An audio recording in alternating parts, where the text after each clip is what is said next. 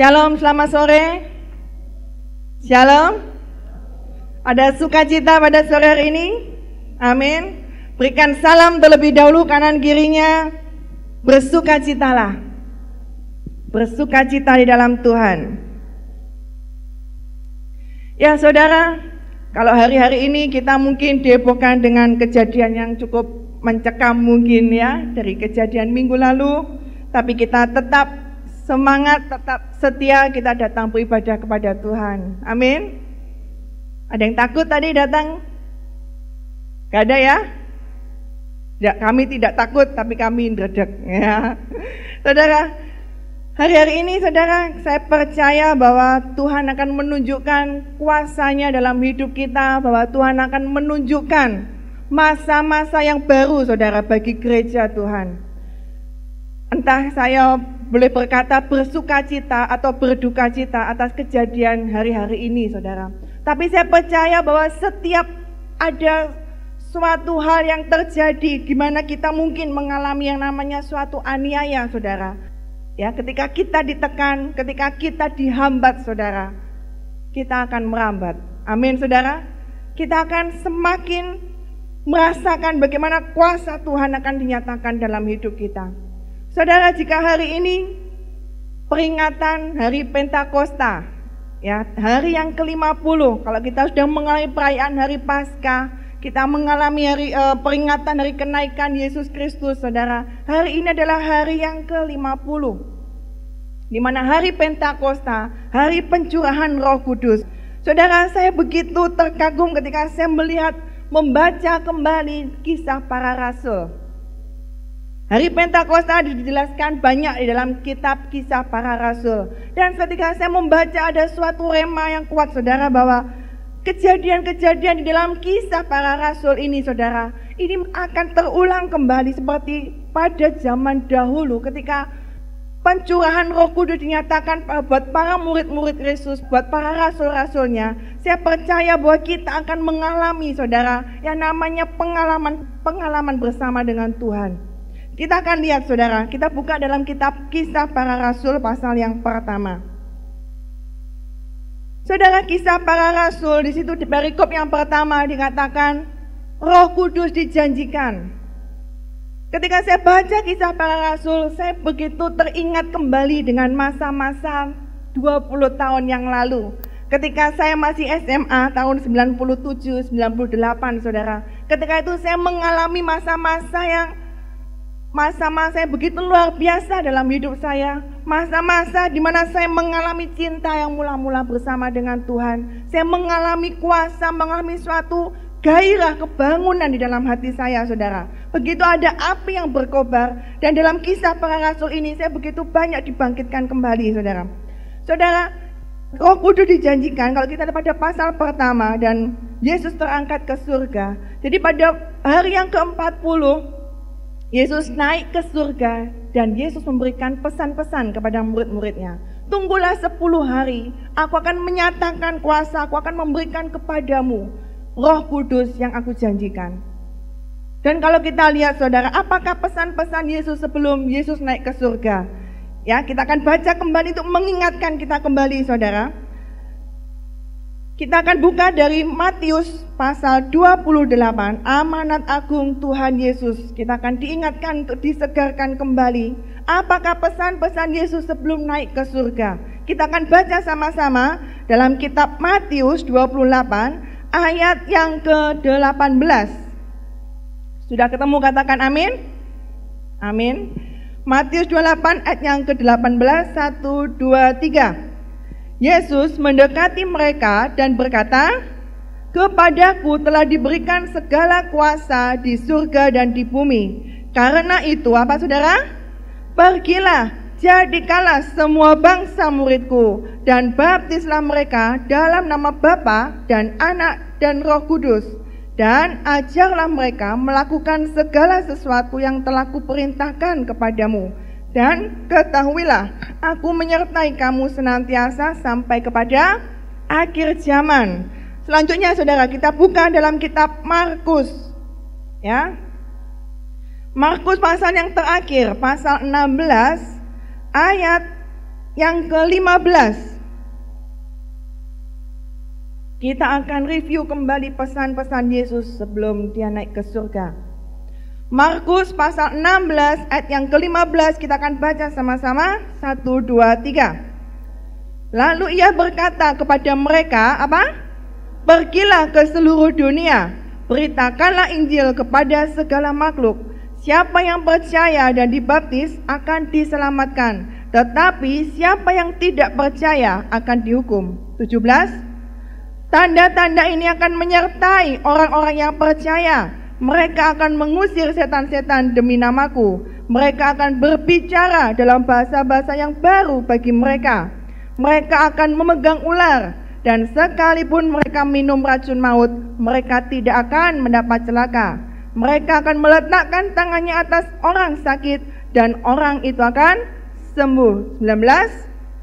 Sesudah Yesus berbicara demikian kepada mereka, terangkatlah ia ke surga dan duduk di sebelah kanan Allah.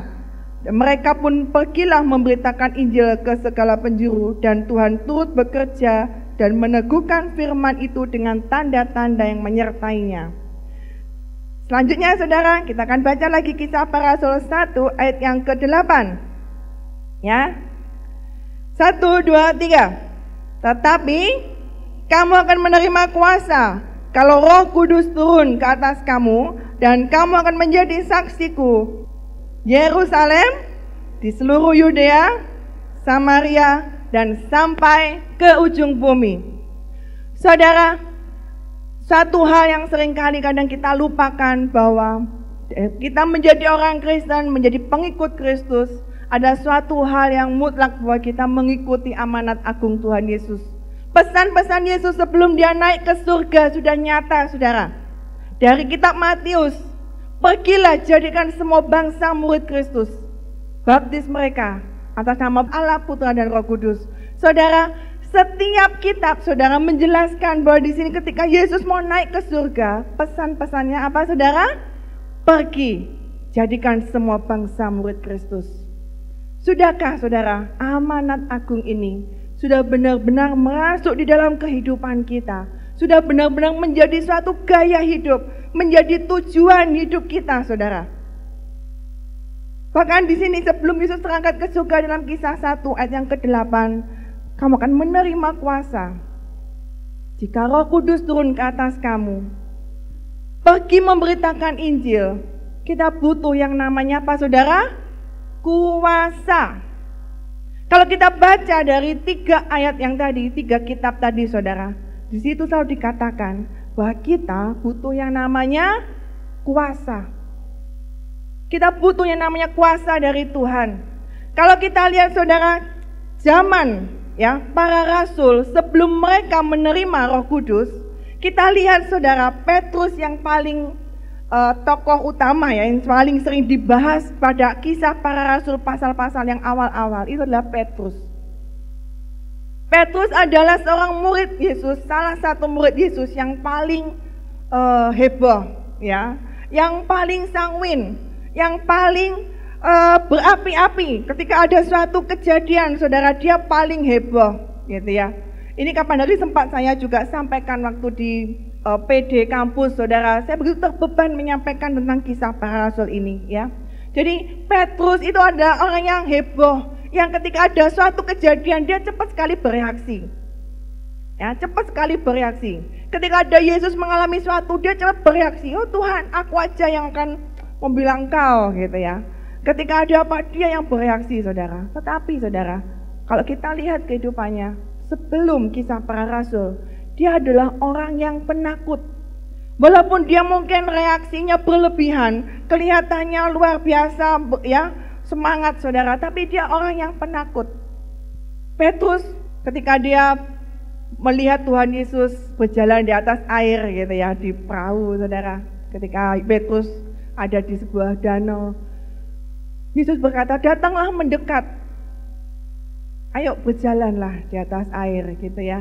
Petrus dia nggak bertanya, nggak apa, langsung dia keluar dari perahunya. Dia pengen mendekat kepada Tuhan.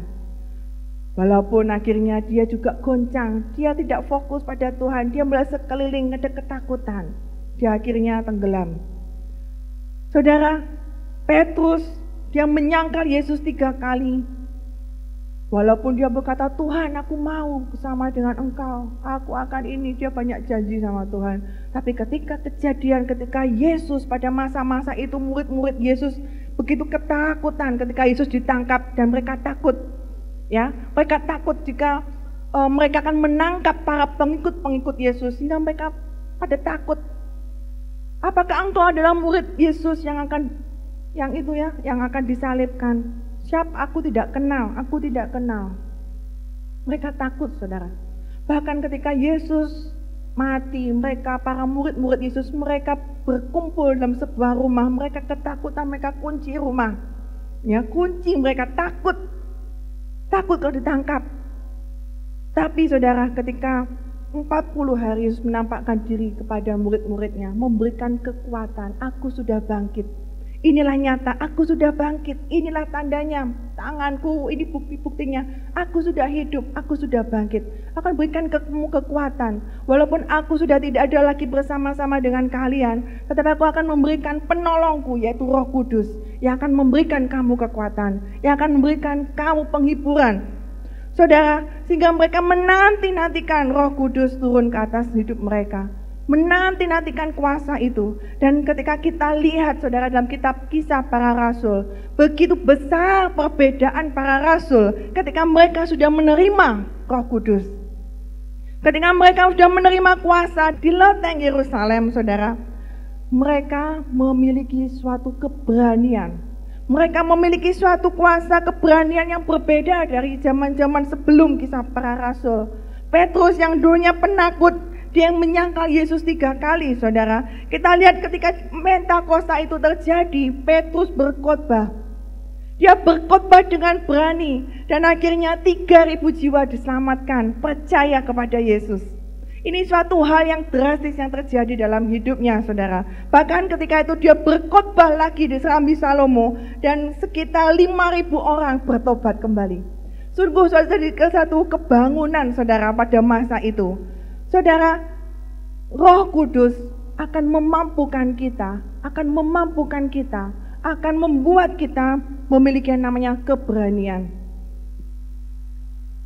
Saudara, hari-hari ini mungkin kita dicekam dengan namanya ketakutan. Walaupun di spanduk-spanduk, di status-status, ya, #mention kami tidak takut, ya. Kami tidak takut, tetapi saya percaya bahwa walaupun kita ngomong kami tidak takut, saudara, dalam hati terkecil kita ada ketakutan, ya. Jadi sepanjang jalan, kadang kalau saya kadang sama Evi gitu ya, tiba-tiba kadang mikir gitu ya, tiba-tiba ada bom di sini gimana gitu ya. Tiba-tiba kita di jalan raya, tiba-tiba ada bom di sini gimana? Kita nggak tahu, saudara. Bahkan semua jadi parno semuanya, ya. Jadi ketakutan semuanya.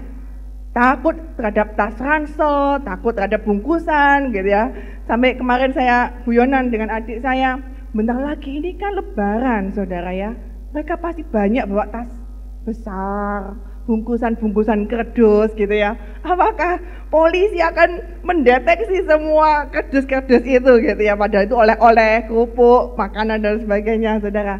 Saudara, ketakutan tidak semudah itu kita mungkin membalikkan telapak tangan kita dengan mudahnya, kita nggak takut dengan kondisi yang ada, ya. Sehingga pengamanan demi pengamanan semua orang dicurigai. Saya awalnya tidak terlalu takut, jadi lihat teman-teman pada takut, jadi ikut-ikutan mikir gitu ya. Ketika ada tamu gitu ya, wah ini teroris gitu ya. Waduh gitu ya, podo takut mau salaman, mau tanya-tanya misalnya tentang apa gitu ya, sekolah gitu ya. Duh, ini nanti dicurigai, takut gitu ya, ini nanti mata-mata atau teroris atau gimana. Saudara, jadi kita mungkin nggak takut, tapi sebenarnya dari hati kita yang terdalam mungkin masih ada ketakutan. Masa-masa ini, saudara, kita butuh kuasa Tuhan. Kita butuh melekat pada Tuhan yang akan memberikan kita keberanian, yang akan membuat kita tidak takut, saudara. Ya, tidak membuat kita tidak takut. Saudara, di masa-masa ini akan membuktikan kemurnian iman kita. Saudara merenungkan nggak dari kejadian-kejadian yang ada akhir-akhir ini? Ketika ini mungkin masih hanya mungkin berapa persen ya, kita mungkin nggak sampai ini ya. Suatu saat ketika mungkin Tuhan izinkan kita mengalami masa-masa aniaya, masa-masa yang sukar, di mana mereka benar-benar kejar itu pengikut-pengikut Kristus. Saudara, bagaimana reaksi kita? Apakah kita benar-benar tetap setia ikut Tuhan?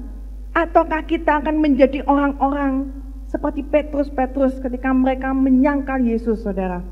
Ketika orang berkata, apakah engkau pengikut Yesus, kau percaya kepada Yesus? Aku nggak kenal, aku bukan orang Kristen.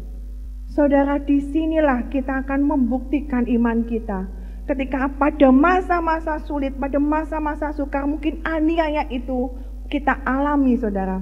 Apakah kita masih memiliki keberanian untuk menyatakan iman kita di tengah dunia ini, saudara? Apa kita masih berani ngomong, aku pengikut Kristus, aku pengikut Kristus? Saudara, apakah kita masih memiliki keberanian untuk memberitakan Injil, memberitakan firman Tuhan di tengah-tengah kondisi yang mungkin sulit, di tengah kondisi yang mungkin sukar, yang mungkin akan membahayakan hidup kita, saudara? Kita butuh kuasa Tuhan, kita butuh Roh Kudus untuk memberikan kita keberanian, untuk memberikan kita kekuatan di tengah-tengah masa sukar ini, saudara. Amin, saudara. Berikan kanan kirinya, kita butuh Roh Kudus. Ya, kita butuh Roh Kudus menguatkan kita. Saudara, Roh Kudus akan memberikan kita keberanian. Ya, kita akan diberikan suatu keberanian. Kalau kita lihat Petrus, saudara, dia memiliki suatu keberanian yang kudus dari Tuhan. Dia tidak takut lagi. Kondisinya sama, saudara. Petrus yang sama, tapi rohnya berbeda. Dia memiliki keberanian, dia beritakan firman Tuhan. Dia tidak takut, walaupun kalau saudara baca dalam Kisah Para Rasul, akhirnya Petrus sempat dipanggil di sidang mahkamah agama. Kenapa? Karena dia membawa banyak jiwa datang kepada Kristus. Mereka membuat mujizat demi mujizat, mereka melakukan banyak hal. Sehingga apa, saudara? Mereka ditangkap oleh mahkamah agama, ya, di sidang. Tetapi saudara, Petrus sekali lagi, dia tidak takut. Petrus tidak takut. Bahkan dia sempat akhirnya dipenjara kalau kita lihat. Tetapi dia tidak takut. Saudara, Indonesia tidak mengalami masa-masa yang sampai kayak di China, saudara. Kalau kita lihat di China, saudara, mereka begitu mengalami aniaya. Mereka begitu mengalami sukacita, saudara. Dan itu seperti dalam Kisah Para Rasul, kalau kita lihat, saudara. Kalau kita baca dalam Kisah Para Rasul, sungguh suatu hal yang luar biasa. Mereka berkata apa? Aku bergembira jika boleh menderita bersama-sama dengan Kristus. Aku bergembira jika aku boleh juga bersama-sama dengan Kristus mengalami aniaya ini. Saudara, mereka bergembira dan mereka tidak takut.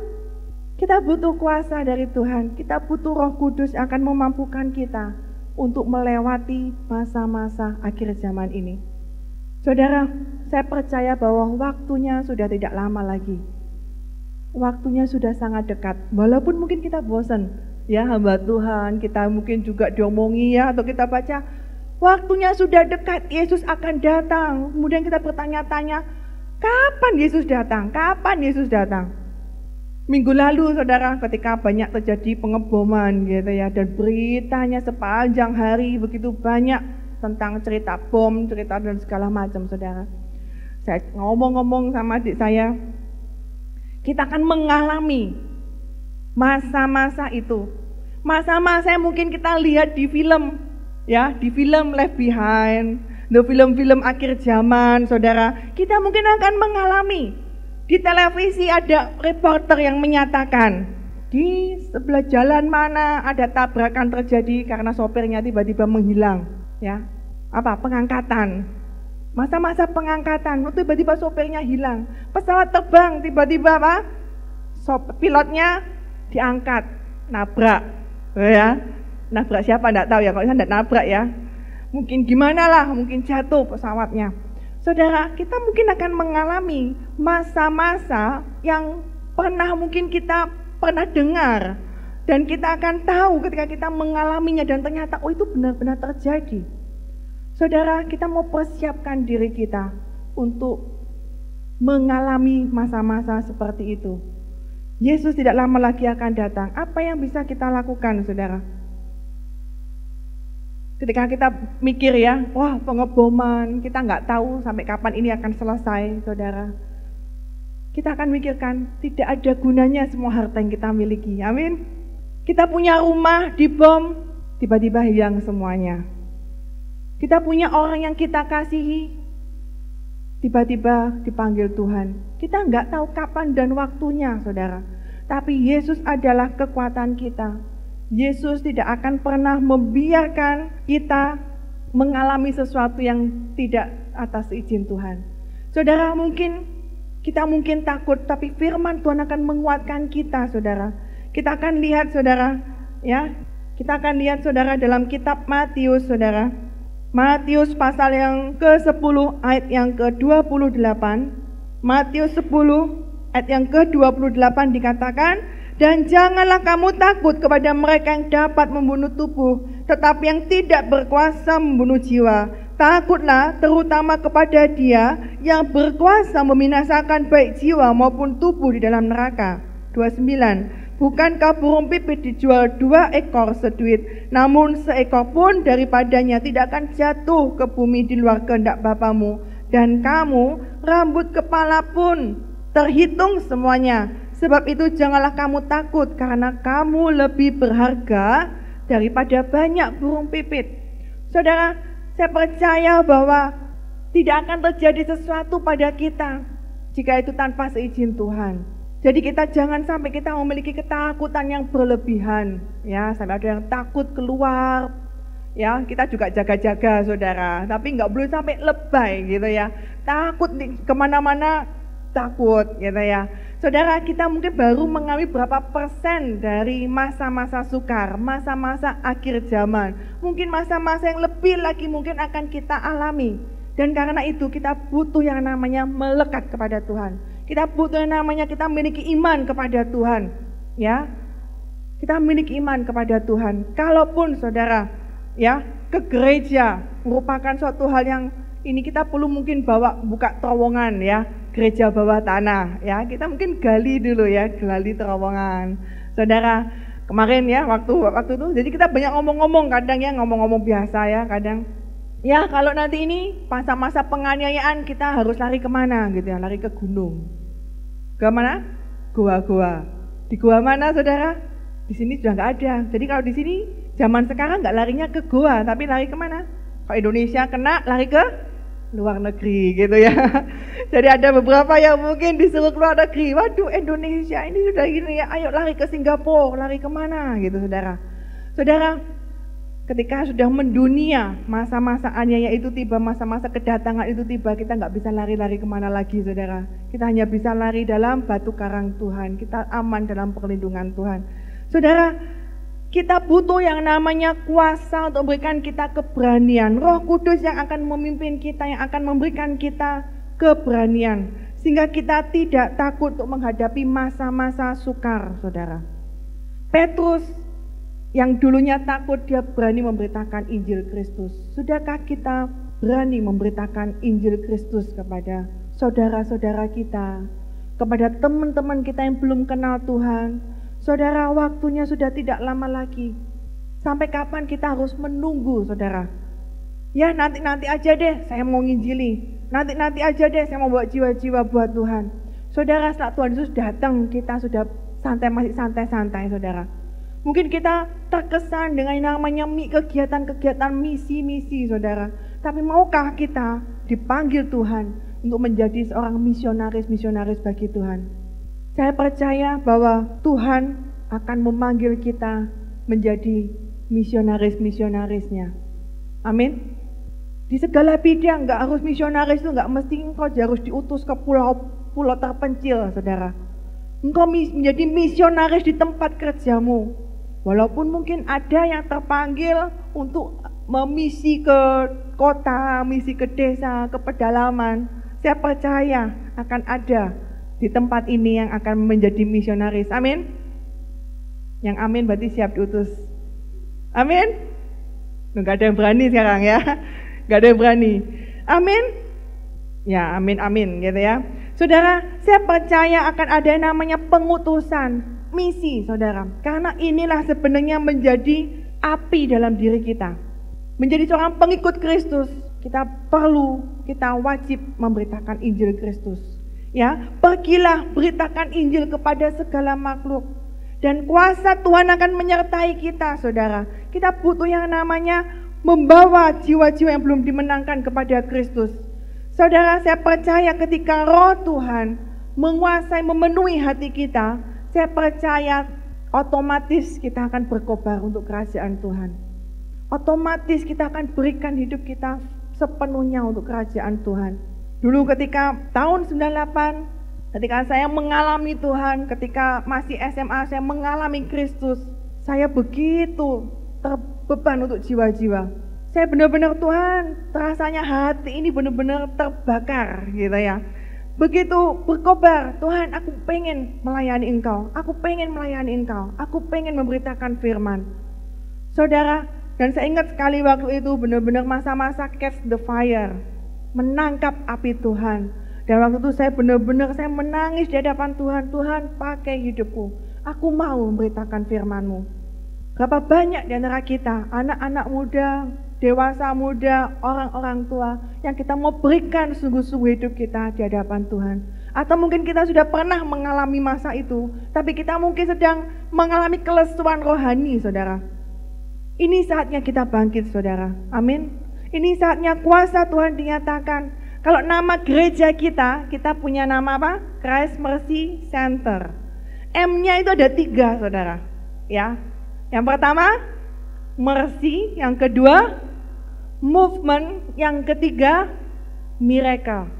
Ya, Christ Mercy Center, Christ Movement Center, yang ketiga adalah Christ Miracle Center. Ya, pusat dari mujizat dari Tuhan.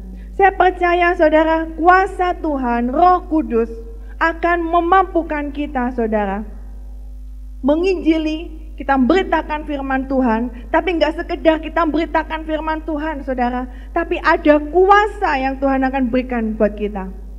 Kuasa saudara, menginjil dengan kuasa. Jadi enggak cuma menginjil dengan ya ketika itu saudara, menginjil itu enggak cuma sekedar ngomong, tapi kita doa, kita minta kuasa Tuhan. Tuhan lembutkan hati, Tuhan aku butuh kuasa yang dari Engkau. Sehingga apa saudara? Petrus dia menginjil dengan kuasa. Kalau kita lihat saudara, Petrus yang dulunya murid-murid Yesus, ketika mereka ada ngusir setan, itu enggak berhasil. Ya, kalau kita lihat dalam kitab Injil saudara, murid-murid Yesus mau ada orang yang kerasukan setan, mereka enggak berhasil ngusir. Mereka lari kepada gurunya, Yesus, kita nggak berhasil nih ngusir setan, gimana caranya? Mereka masih belajar. Tapi saudara, ketika mereka menerima kuasa, Petrus, ketika dia sudah dipenuhi dari kuasa, apa yang terjadi? Banyak mujizat yang dia lakukan. Petrus menyembuhkan orang yang sakit lumpuh. Petrus bahkan membangkitkan orang yang mati, saudara. Tabita atau Dorcas itu dibangkitkan dari kematian. Saudara, kuasa Roh Kudus akan memampukan kita, akan menyertai kita untuk menerima, kita akan melakukan banyak mujizat-mujizat, saudara. Saya rindu, saudara, gereja Tuhan tidak hanya gereja CMC, saudara, tapi banyak gereja Tuhan yang di akhir zaman ini Tuhan pakai untuk menyatakan apa, saudara? Kuasa. Saudara, kita menyadari bahwa kita punya kuasa, saudara. Kita adalah anak-anak Tuhan, kita adalah anak-anak Kristus yang kita sudah diberikan kuasa oleh Tuhan. Kita diberikan kuasa oleh Tuhan. Maukah kita sungguh-sungguh dipakai oleh Tuhan? Tuhan, aku mau kau pakai sebagai saluran berkat-Mu. Aku mau menerima kuasa yang dari Engkau. Untuk apa? Menyembuhkan orang sakit, membangkitkan orang mati. Akan ada saatnya saudara, kita akan mengalami kembali masa-masa dulu yang mungkin pernah kita alami. Kalau di Healing from Heaven, di radio CMC FM pernah ada banyak mujizat yang Tuhan nyatakan. Saya percaya itu akan dinyatakan kembali oleh Tuhan. Tahun ini adalah tahun awal kebangkitan, miracle, mujizat Tuhan, dan kita harus mau merespon ini, saudara. Maukah kita dipakai oleh Tuhan? Anak-anak muda yang kelihatannya bukan orang-orang yang pandai, saudara, kalau kita baca dalam kitab Kisah Para Rasul, ya, kita nggak usah baca semuanya, bisa baca di rumah, saudara. Ketika Petrus, ya, waktu itu Petrus dan Yohanes, saudara, ketika mereka dengan berkobar-kobar bersemangat, mereka membawa banyak jiwa, banyak orang yang percaya, 5.000 jiwa diselamatkan, bertobat, saudara. Mereka disidang, dan mereka pada waktu sidang itu, saudara, orang-orang di mahkamah agama itu begitu tercengang, saudara. Ya, itu dalam Kisah Para Rasul pasal yang keempat. Nanti saudara bisa baca sendiri, ya. Jadi di situ, saudara, ketika waktu itu, saudara, kita baca ayat yang ke-13, ya. Jadi Kisah Para Rasul 4 ayat yang ke-13 dikatakan, ketika sidang itu melihat keberanian Petrus dan Yohanes dan mengetahui bahwa keduanya orang biasa yang tidak terpelajar, heranlah mereka, dan mereka mengenal keduanya sebagai pengikut Kristus. Jadi apa, saudara? Mereka ini orang yang biasa, nelayan, saudara. Ya, biasa dan nelayan, bukan orang yang terpelajar. Tapi saudara, mereka bisa dengan semangat mereka memberitakan Injil Kristus. Saudara, kita nggak usah idealis dulu, ya. Oh, kalau saya ini memberitakan firman, berarti saya harus sekolah teologi dulu 4 tahun, nanti jadi S2 dulu, gitu ya. Nanti S3 dulu jadi dokter teologi, baru saya beritakan firman. Saudara, saya percaya ketika kuasa Tuhan nyata dalam hidup kita, itu namanya kita bersaksi. Petrus, dia bersaksi dari apa yang dia alami. Yesus seperti apa, dan itu karena ditambah dengan kuasa, itu menjadi suatu kesaksian yang hidup, saudara.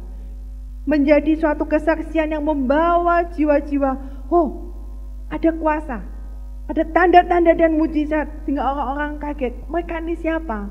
Orang yang biasa, tidak terpelajar, tapi mereka bisa berkata-kata seperti mungkin orang-orang yang sudah ahli-ahli teolog mungkin, ya. Saudara, kita rindu, saudara, anak-anak Tuhan, kita dipakai Tuhan. Di akhir zaman ini, kita rindu mengalami kuasa dari Tuhan. Saudara, kuasa dari Tuhan yang akan mengubahkan hidup kita, yang akan mengobarkan hati kita, yang akan mengubahkan, memulihkan kita, saudara. Sehingga apa? Kita akan mempercepat kedatangan Yesus, saudara. Amin. Orang-orang yang percaya, kita akan percepat kedatangan Yesus. Saudara, yang pertama, Roh Kudus akan memberikan kita keberanian. Yang kedua, Roh Kudus akan memampukan kita. Kita akan melakukan perbuatan-perbuatan, bahkan yang jauh lebih besar dari apa yang Tuhan pernah lakukan. Saudara, kita akan melakukan pekerjaan-pekerjaan Tuhan yang besar, melakukan tanda-tanda dan mujizat. Kemarin saya sempat guyonan ketika ada mungkin ketakutan, ya, karena ketakutan ada bom, saudara. Saudara, kalau kita berhadapan, misalnya ada menghadapi ini, ya, customer service kan, ya, ketika misalnya ada orang datang dan tiba-tiba bawa bom, saudara, pasti emang mati duluan pasti, saudara, ya. Tiba-tiba, wah, bom, gitu ya. Mak, saya guyonan aja. Sudah percaya kita, kalau kita punya kuasa, kalau Tuhan memang nggak menghendaki kita mati duluan, gitu ya, matinya dengan cara dibom, saudara. Ada mujizat-mujizat yang Tuhan mungkin akan lakukan, ya. Seperti Sadrak, Mesak, Abednego, mereka masuk dalam api, mereka nggak mati, saudara. Ketika mungkin ada orang di sebelah kita, ada bom di sebelah kita, tiba-tiba mungkin, saudara, ya, kita penuh dengan cahaya kemuliaan, gitu, karena mungkin banyak nonton film mungkin, ya, sambil, ya, imajinasinya. Ada cahaya kemuliaan menudungi tubuh kita. Wah, tiba-tiba bom di sebelah kita, kita utuh tubuh kita, gitu ya. Kita akan melewati bom itu, saudara, ya. Saudara, atau mungkin tiba-tiba ada tameng seperti besi, gitu, saudara. Saudara, saya percaya mujizat itu akan terjadi untuk menyertai anak-anak Tuhan di akhir zaman. Pelayanan malaikat, pelayanan roh. Saudara, saya percaya pada misionaris-misionaris ya. Kalau kita baca banyak kisah-kisah misionaris, saya percaya mereka juga banyak mengalami mujizat-mujizat. Kalau kita lihat dalam kisah para rasul, mungkin suatu hal yang dalam tanda kutip itu ngeroh gitu ya. Ngeroh itu ya ngeroh lah ya. Ngerti ya maksudnya ya. Jadi ketika itu Filipus saudara ya, kalau kita baca Filipus di sida-sida Ethiopia, kalau kita baca itu Filipus tiba-tiba menghilang gitu ya. Menghilang, tiba-tiba habis membaptis sida-sida Ethiopia, ketika keluar dari air, tiba-tiba Filipusnya hilang dan ada di tempat lain. Nah, saudara, mungkin kita bisa saja akan mengalami masa-masa seperti itu. Loh, tiba-tiba waktu kita dibom, tiba-tiba kita hilang gitu ya. Ini imajinasi yang ini ya, agak lebay mungkin. Tapi itu mungkin bisa terjadi. Ya, saudara, saya percaya bahwa karunia-karunia, kuasa, mujizat Tuhan masih terjadi sampai saat ini. Walaupun ada juga mujizat-mujizat yang palsu. Walaupun ada tanda-tanda kuasa-kuasa yang palsu, saudara. Tapi saya percaya kita akan mengalami kuasa mujizat yang sejati dari Tuhan. Kuasa itu masih ada, Roh Kudus masih ada hingga saat ini. Roh Kudus menyertai kita, Roh Kudus memberikan kita mujizatnya untuk kita memperlengkapi kita untuk membangun kerajaan Allah, saudara. Kuasa Tuhan berikan itu bukan untuk pamer-pameran, ya. Kuasa Tuhan berikan untuk kita, untuk apa? Memperlengkapi kita, untuk apa? Membawa jiwa-jiwa datang kepada Tuhan, untuk membangun kerajaan Allah di bumi ini, saudara. Waktu itu di kisah para rasul, ketika banyak rasul-rasul menyembuhkan orang penuh kuasa, ada orang yang apa saudara? Melihat, aku pengen punya kuasa yang seperti engkau. Berapa yang harus kubayar untuk aku memiliki kuasa itu? Ada orang-orang yang pengen membeli kuasa, saudara. Tapi kuasa Tuhan tidak untuk diperjualbelikan. Kuasa kita peroleh dari Tuhan. Kuasa kita peroleh ketika kita sungguh-sungguh kepada Tuhan. Ketika kita mau berharap melekat kepada Tuhan, saya percaya kita akan mengalami mujizat demi mujizat bersama Tuhan. Saudara, mari kita memiliki keberanian. Anak-anak Tuhan di tempat ini kita belajar. Kita mau mendoakan orang lain. Kita mau belajar jika nanti di radio CMC-FM akan ada suatu program kembali ya. Healing from Heaven. Saya percaya dari anak-anak Tuhan di tempat ini, dengan doa-doa kita dipakai Tuhan untuk membawa banyak pemulihan. Amin, saudara. Jangan kita merasa minder, kita merasa, waduh aku ini gak bisa, aku gak bisa. Saudara, kita dimampukan bersama dengan Tuhan. Bukan karena kuat gagah kita mampu, tapi karena Kristus. Amin. Kita akan baca, saudara, selanjutnya kisah para rasul yang kelima, saudara. Yang pertama, kuasa Tuhan, Roh Kudus memberikan keberanian, memberikan kita kuasa. Dan yang ketiga, saudara, Roh Kudus pada masa-masa itu juga ada yang namanya memberikan suatu kekudusan, saudara, ya, kekudusan. Saudara, kita baca dalam kitab Kisah Para Rasul pasal yang kelima tentang kisah Ananias dan Safira. Saya percaya pada masa-masa ini, saudara, masa-masa kekudusan, ya. Kita nggak usah baca semuanya, tapi kita tahu ceritanya, saudara, bahwa pada masa-masa kisah para rasul itu mereka hidup di dalam kekudusan. Jadi ketika ada dosa, ya, mereka berbohong ketika harga tanah sekian gitu ya, karena mereka waktu itu jemaat mula-mula. Jadi kalau saya ingat jemaat mula-mula ini ingat di zaman dulu waktu saya awal-awal kuliah, ya, dimana saya benar-benar dapat, wah ini kita rindu, ada namanya jemaat mula-mula. Cara hidup jemaat mula-mula itu adalah cara hidup jemaat yang benar-benar mereka sehati, mereka benar-benar mereka berdoa tiap hari, dan mereka, saudara, tiap-tiap hari mereka memberikan pengajaran, bersekutu, dan itu akhirnya kita mungkin identikan dengan yang namanya kelompok-kelompok sel di masa-masa sekarang, ya, kelompok-kelompok sel. Dan di sana, saudara, kelompok-kelompok sel pada masa itu, saudara, itu kelompok sel yang bukan hanya sekedar kumpul-kumpul, tapi kelompok sel yang benar-benar mereka ada kuasa, sehingga apa? Mereka tiap-tiap hari ditambahkan dengan orang-orang yang percaya. Ada suatu kehidupan, ada kehidupan penjangkauan di sana, dan mereka disenangi semua orang. Ada kuasa di dalamnya, ada hadirat Tuhan di dalamnya. Mereka disukai tiap orang dan semakin banyak jiwa-jiwa yang dimenangkan. Saudara, kalau saya bisa bayangkan pada masa-masa Kisah Para Rasul itu adalah masa-masa kebangunan, ya, di mana mereka banyak jiwa diselamatkan. Dan di sanalah muncul pertama kali jemaat Antioquia, orang disebut namanya Kristen, gitu ya.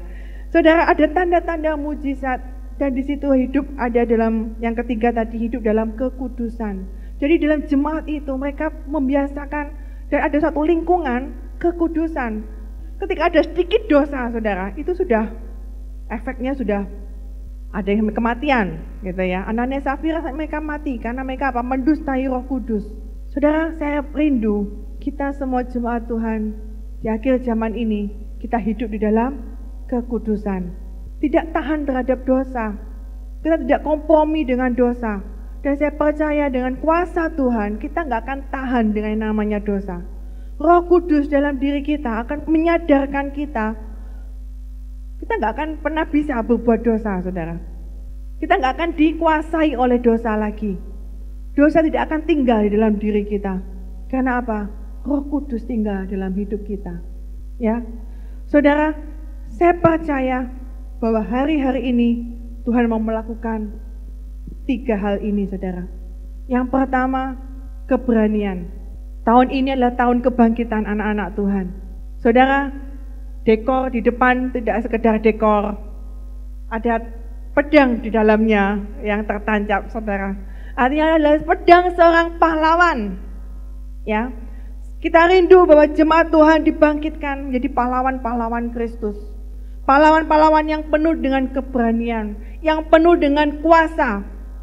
Saya percaya orang yang kelihatannya kita mungkin biasa-biasa, tapi kita akan mampu, saudara, mengadakan tanda-tanda dan mujizat. Kita akan punya kekudusan. Kita akan mempersiapkan diri kita menjadi mempelai Kristus yang kudus di hadapan Tuhan. Amin, saudara. Kita akan baca ayat yang terakhir, saudara. 1 Petrus pasal yang keempat, ayat yang ke-12. Pemain musik silakan maju ke depan. 1 Petrus pasal yang keempat, ayat yang ke-12. Kita akan baca sama-sama sampai ayat yang ke-14. 1, 2, 3. Saudara-saudara yang kekasih, janganlah kamu heran akan nyala api siksaan yang datang kepadamu sebagai ujian, seolah-olah ada sesuatu yang luar biasa terjadi atas kamu. Sebaliknya apa? Bersukacitalah sesuai dengan bagian yang kamu dapat dalam penderitaan Kristus, supaya kamu juga boleh bergembira dan bersukacita pada waktu Ia menyatakan kemuliaannya. Berbahagialah kamu jika kamu dinista dalam nama Kristus, sebab roh kemuliaan yaitu roh Allah ada padamu. Amin, saudara. Kita belajar, kita nggak akan takut dengan kondisi-kondisi hari-hari ini. Kita akan menderita bersama dengan Kristus, dan kita akan lakukan perkara-perkara yang besar bersama dengan Kristus. Amin. Kita akan menjadi berkat. Kita akan lakukan sambil menantikan kedatangan Yesus, saudara. Kita lakukan yang terbaik untuk kerajaan Allah. Saudara, entah kita mungkin merenungkan semuanya sia-sia, ya, semuanya sia-sia. Enggak akan kita bawa, saudara, ketika kita datang kepada Yesus. Karena itu kita mau, saudara, selama kita masih hidup, kita mau berikan yang terbaik untuk kerajaan Allah. Amin, saudara. Amin. Kita mau berdoa. Amin, Yesus Tuhan. Amin, Yesus Tuhan. Amin, Yesus Tuhan. Amin, Yesus